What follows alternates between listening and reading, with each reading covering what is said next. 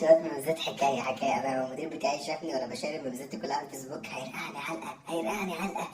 بيقول لك الشاطر اللي يعرف يمتص غضب المدير في أي مشكلة. أنا لما المدير يجي يتعصب عليا بقول له تلاشاني. عشان كده مش عشان. لما تبقى عايز تقوم تلبس المدير بتاعك بالكرسي وانت مش قادر تعملها عشان البلد ما فيهاش شغل، بيكون رياكشنك كده.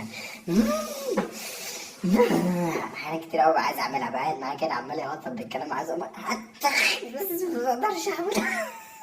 برجع اتراجع في الرأي، اقول حرام سيبه ياكل عيش. ايه ده؟ هلا هلا يا عم مسيحة، هلا هلا. ده انت مسيح لي على الفيسبوك. ايه عايز تلبسني انا بالكرسي؟ اه يا ابني التقي يا ابني. اشتمك واقول لك ايه؟ تلبسني انا بالكرسي ولما تلاقيني متعصب وتعرف تمتص غضبي تقول لي ترشاني؟ ده انا هنفخ امك بس لما تجيلي.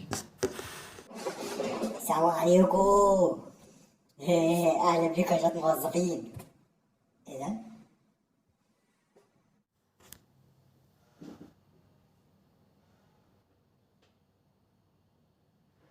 السلام عليكم يا شباب موظفين. خد يا خد رايح فين انت؟ انت فاكرها سبهلله؟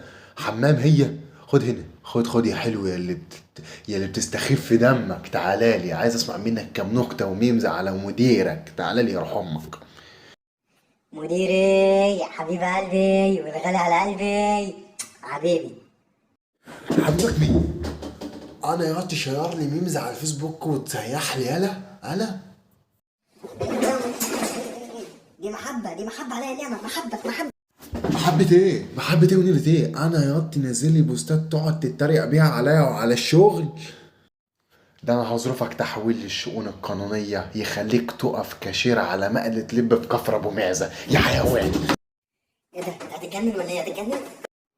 اجري.